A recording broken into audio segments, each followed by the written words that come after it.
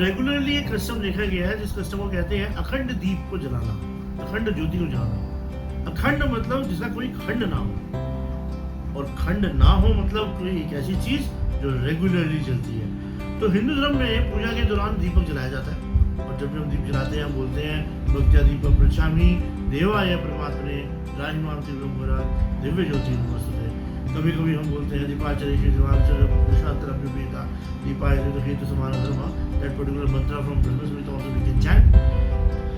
सो दीप जलाए बिना कोई पूजा नहीं होती। जब भी कभी दीप जलता है, अगर कभी ऐसा हो कि आप एक सेरेमनी करने जा रहे हैं और सेरेमनी के लिए शुभ मुहूर्त निकलने जा रहा है और आपको उससे पहले शुरू करना है, तो आप केवल दीप जला के इमीडिएटली संकल्प ले सकते हैं। और उसके बाद अगर वो बैड पीरियड या इनऑस्पिशियस पीरियड आ भी जाए तो उसके अंदर भी ऑस्पिशियस चीज़ों की एग्जीक्यूशन हो सकती है या ऑस्पिशियस एक्टिविटी की एग्जीक्यूशन हो सकती है। नवरात्रि में 9 दिन तक जो दीप जलता है अखंड, उसकी बहुत महत्ता है। जब हम लोग ये दीपक जलाते हैं तो दीपक जलाने से हमारे जीवन का अंधकार दूर होता है। ये भी कहा जाता है कि नवरात्रि के जो दौरान दीपक जलाता है, माता रानी उससे बहुत स्पेशल तरीके की कृपा करती है और भगवान को प्रसन्न होते हैं। तो आमतौर पे लोग पीतल का दिया जलाते हैं, क्योंकि पीतल जो है सबसे ज़्यादा शुभ माना जाता है। लेकिन अगर आप चाहो तो आप पीतल की बजाय मिट्टी के बर्तन में भी दिया जला सकते हो। लेकिन उसके लिए क्या करना पड़ता है कि मिट्टी के जो दिया है बड़े वाला, उसको पानी में कम से कम 24 आवर्स तक सोख करके रखना पड़ता है। क्योंकि अगर आप सोख नहीं करोगे तो मिट्टी की भी आदत होती है घी को खाने की, तो आपका आधा घी जो है वो दूध पत्ती खाएगी और आधा घी जो है वो दिया खा जाएगा।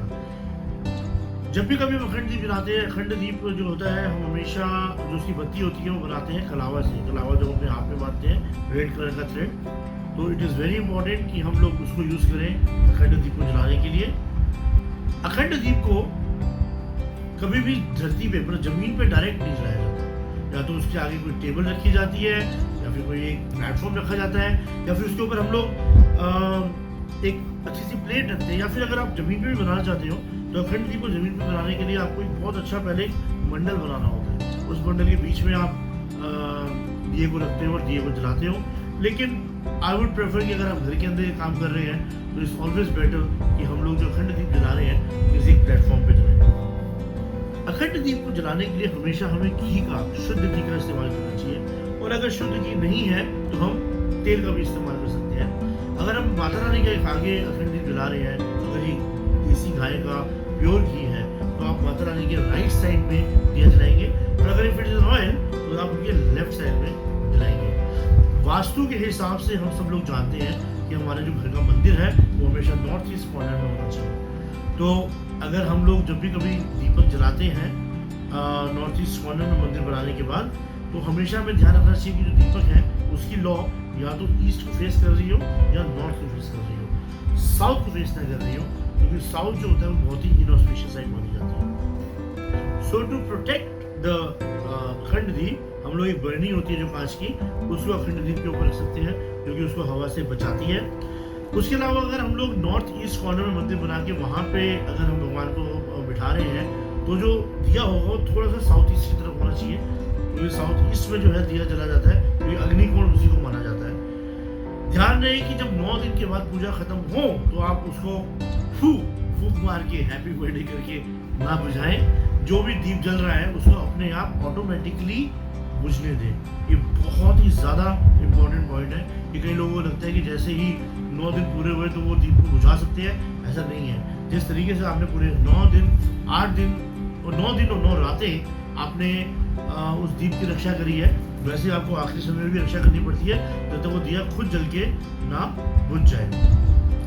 पूजा के समय ज्योति पूर्व या उत्तर की तरफ ही होनी चाहिए। अखंड ज्योति प्रज्वलित करने से पहले हाथ जोड़ के भगवान से प्रार्थना करनी चाहिए। और एक मंत्र होता है, जयंती मंगला काली भद्रकाली कृपलिनी दुर्गा क्षम्या शिवधात्री स्वाहा सौधा नमोस्तुते। आप चाहें तो ये मंत्र भी कर सकते हैं, नहीं तो आप भगवान कृष्ण का नाम लेके और इसको जला सकते हैं। तो नवरात्रों में नॉर्थ की तरफ अगर आपकी लॉ होगी तो आपको धन की प्राप्ति होगी। अगर आप पूर्व की तरफ लॉ तो आपको अखंड ज्योति जलाने से विधि प्राप्त होगी। मेक श्योर कि जो अग्नि है उसका कलर जो है वो गोल्डन ही हो, और उससे क्या होता है कि इसको शुभ माना जाता है। और ऐसा देखना चाहिए कि अखंड ज्योति का ताप है वो दीपक में 4 उंगल के आसपास अनुभव हो जाना चाहिए। ऐसा दीपक जो है वो भाग्य का प्रतीक होता है। और ऐसा कहा जाता है कि अखंड दीप के बिना किसी भी अखंड दीप के बिना कोई भी कार्य शुभ नहीं माना जाता। तो कभी भी कोई भी सेरेमनी करते हैं तो उसमें हमेशा अखंड दीप की स्थापना करते हैं।